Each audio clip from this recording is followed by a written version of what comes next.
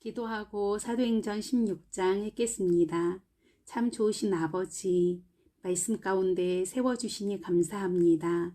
성령님 조명하여 주셔서 말씀을 온전히 깨닫고 말씀을 살아가는 저희가 되도록 인도해 주세요. 예수님 이름으로 기도드렸습니다. 아멘. 사도행전 16장 바울의 갈 길을 정해준 꿈. 바울은 먼저 더베로 갔다가 그 후에 루스드라로 갔다. 거기서 그는 경건한 유대인 어머니와 그리스 사람인 아버지 사이에서 태어난 디모데라는 제자를 만났다. 루스드라와 이고니온에 살고 있는 형제들은 디모데가 아주 훌륭한 청년이라고 다들 입을 모아 말했다. 바울은 그를 선교 사역에 영입하고 싶었다. 그는 그 지역에 사는 유대인들에게 걸림이 되지 않도록 디모데를 따로 데려다가 먼저 할례를 주었다. 그의 아버지가 그리스 사람이라는 것을 모두가 알고 있었기 때문이다. 바울 일행은 각 도시를 다니면서 예루살렘의 사도와 지도자들이 작성한 간단한 지침을 제시해 주었다. 그 지침은 더없이 큰 도움이 되었다. 날마다 회중의 믿음이 더 굳건해지고 그 수가 더 많아졌다. 그들은 부르기아로 갔다가 갈라디아를 지나갔다. 그들의 계획은 서쪽으로 방향을 잡아 아시아로 가는 것이었으나 성령께서 그 길을 막으셨다. 그래서 그들은 무시아로 갔다. 거기서 북쪽 비두니아로 가려고 했으나 예수의 영께서 그쪽으로 가는 것도 허락지 않으셨다. 그래서 그들은 다시 무시아를 지나 드로아 항으로 내려갔다. 그날 밤에 바울은 꿈을 꾸었다. 마케도니아 사람 하나가 멀리 해안에 서서 바다 건너 이쪽을 향해 외쳤다.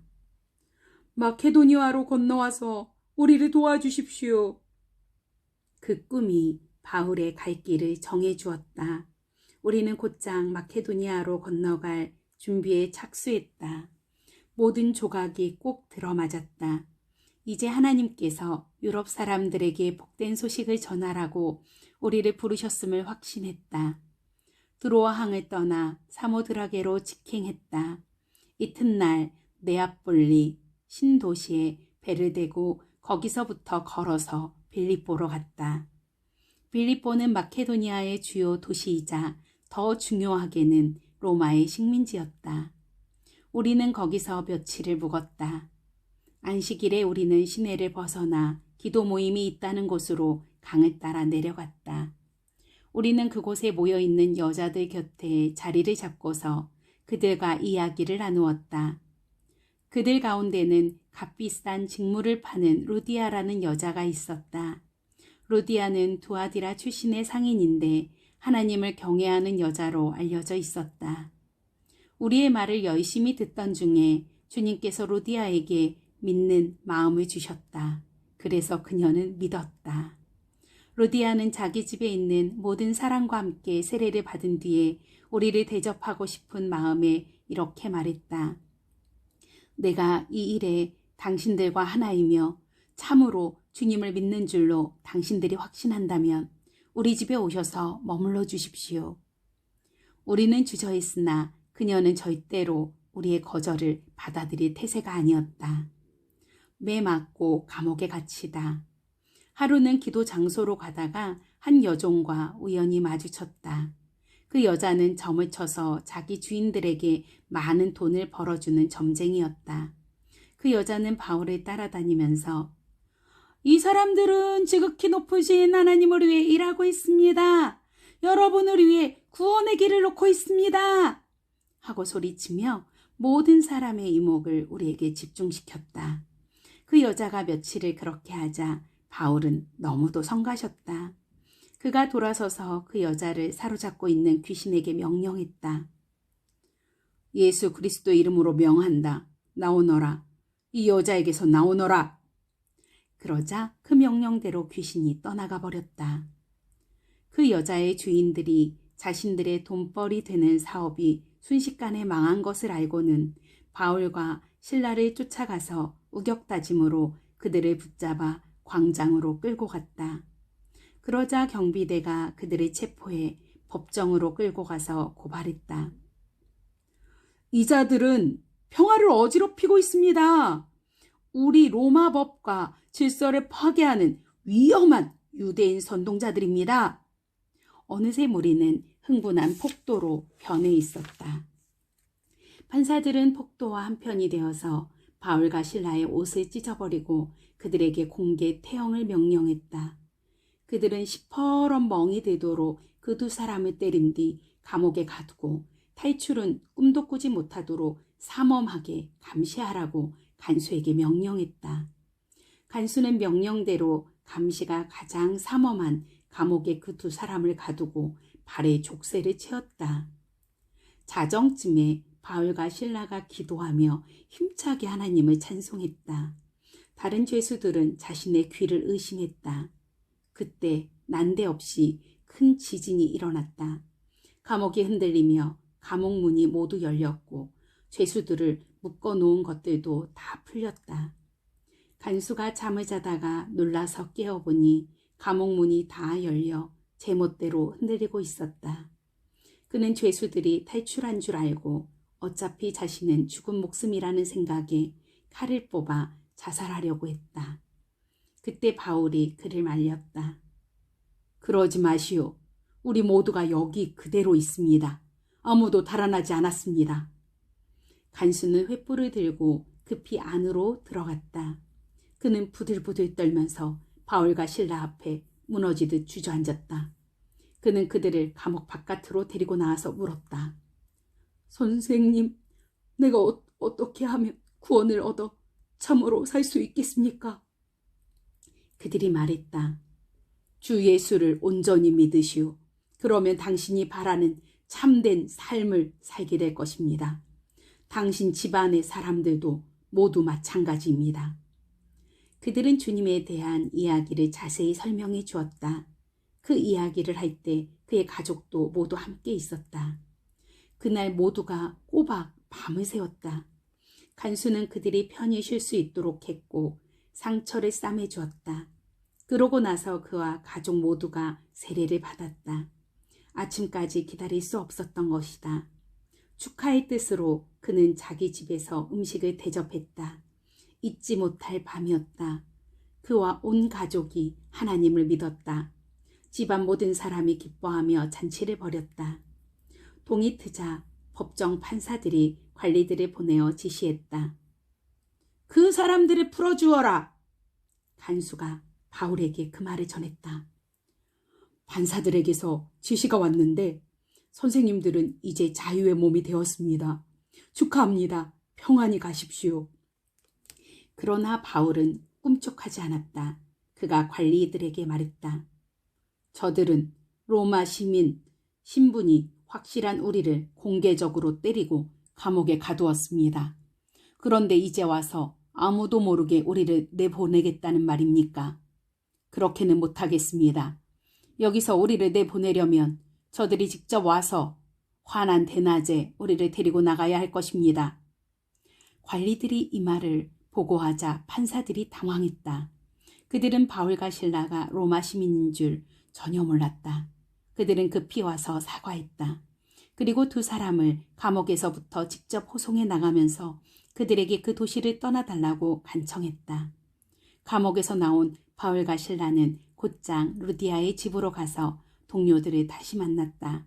믿음 안에서 그들을 격려하고 길을 떠났다. 17장 데살로니가. 그들은 남쪽 길을 택해 암비볼리와 아볼로니아를 지나 데살로니가로 갔다. 그곳에는 유대인 공동체가 있었다. 바울은 평소 하던 대로 그 시내의 회당으로 가서 3번의 안식일 동안 성경을 가지고 말씀을 전했다. 그는 그들이 평생 읽어온 성경 본문의 뜻을 풀어주었다. 그들로 하여금 메시아께서 반드시 죽임을 당하고 죽은 자들 가운데서 살아나야 하며 그 밖에 다른 길은 없으며 지금 여러분에게 소개하는 이 예수가 바로 그 메시아라는 사실을 깨닫도록 해주었다. 그들 가운데 일부가 설득되어 바울과 실라에게 합류했다. 그 중에는 하나님을 경외하는 그리스 사람들이 아주 많았고 귀족층 여자들도 여럿 있었다. 그러나 강경파 유대인들은 그들의 계종에 격분했다. 시기심에 휩싸인 그들은 거리에 사나운 불량배들을 끌어모아 시내의 공포 분위기를 조성하며 바울과 실라를 추적했다. 그들은 바울과 실라가 야손의 집에 있는 줄 알고 그곳으로 쳐들어갔다. 거기서 두 사람을 찾지 못하자 그들은 야손과 그 친구들을 대신 붙잡아 시 원로들 앞으로 끌고 갔다. 그러고는 미친 듯이 소리쳤다. 이들은 세상을 무너뜨리려는 자들입니다. 이제 우리 문 앞에까지 나타나서 우리가 소중히 여기는 모든 것을 공격하고 있습니다. 예수가 왕이라고, 황제는 아무것도 아니라고 말하는 이 반역자와 배반자들을 야손이 숨겨주고 있습니다. 시원로들과 모여든 사람들은 그 말을 듣고 크게 놀랐다. 그들은 고발 내용을 조사하는 한편 야손과 그 친구들에게서 보석금을 두둑이 받고 그들을 풀어주었다. 베레아, 그날 밤에 형제들이 어둠을 틈타 바울과 실라를 신속히 성읍 밖으로 보냈다. 그들은 그 둘을 베레아로 보냈고 거기서 두 사람은 다시 유대인 공동체를 만났다. 그곳 사람들은 데살로니가 사람들보다 훨씬 나았다. 그곳의 유대인들은 바울이 전하는 소식을 열정적으로 받아들였고 그가 하는 말이 성경적 근거가 있는지 알아보려고 날마다 그를 만나 성경을 연구했다. 그들 가운데 많은 이들이 믿는 사람이 되었는데 그 중에는 공동체에서 유력하고 영향력 있는 남녀 그리스 사람들도 많았다. 그러나 바울이 베레아에서 다시 하나님의 말씀을 전하고 있다는 보고가 데살로니가의 강경파에게 유대인들에게 들어갔다. 그들은 지체하지 않고 대응했다. 거기서도 무리를 모아 소란을 일으킨 것이다. 바울은 형제들의 도움을 받아 그들을 따돌리고서 배를 타고 바다로 나갔다. 실라와 디모데는 뒤에 남았다. 바울의 피신을 도와준 사람들은 아테네까지 그를 데려가서 거기에 그를 두고 떠났다. 떠나는 그들 편에 바울은 되도록 빨리 오라는 전가를 실라와 디모데에게 보냈다. 아테네에서 실라와 디모데를 기다리는 시간이 길어질수록 바울은 그곳에 우상이 가득한 것을 보고 큰 분노를 느꼈다. 그 도시는 우상 천지였다. 그는 그 문제로 유대인 및 그들과 뜻이 맞는 다른 사람들과 더불어 유대인 회당에서 토론했다. 그리고 날마다 거리에 나가서 만나는 사람 누구하고나 이야기를 나누었다. 그런 대화를 통해 그는 에피쿠로스 학파와 스토아 학파 지식인 몇 사람과도 잘 알게 되었다. 그들 가운데는 이런 어리석은 사람을 봤나? 하고 빈정대는 바울의 말을 일축하는 사람들도 있었다. 그러나 바울이 전하는 예수의 부활 이야기에 귀를 기울이며 당신의 이야기는 신에 관한 새로운 관점이요. 더 들어봅시다. 하고 관심을 보이는 사람들도 있었다. 그 사람들이 함께 모여서 바울에게 아레오바고 법정에서 공개적으로 설명해 줄 것을 요청했다. 그곳은 주변이 한결 조용한 곳이었다. 그들이 말했다. 이 이야기는 우리에게 새로운 것이요. 우리는 이 같은 이야기를 한 번도 들어본 적이 없소. 대체 당신은 어디서 이런 생각을 찾아낸 것이오? 우리가 이해할 수 있도록 설명해 보시오. 아테네 시내는 잡다한 이야기들이 넘쳐나는 곳이었다. 현지인이나 관광객이나 할 것 없이 항상 사람들이 어슬렁거리며 무엇이든 최신 뉴스를 기다리는 곳이었다. 그러자 바울은 아레오바고 법정에 자리를 잡고 서서 설명했다. 내가 보니 아테네 시민 여러분은 종교를 진지하게 여기는 것이 분명합니다. 나는 며칠 전 이곳에 도착했는데 오가면서 발견한 그 모든 신당들에 놀랐습니다. 아무도 알지 못하는 신에게라고 새겨진 신당도 있더군요. 내가 여기 온 것은 아무도 알지 못했던 그 신을 여러분에게 소개하여 여러분이 대상을 분명히 알고 예비할 수 있도록 하려는 것입니다. 세상과 그 안에 있는 모든 것을 만드신 하나님, 하늘과 땅의 주님께서는 여러분이 주문 제작한 신당에 사시지 않습니다.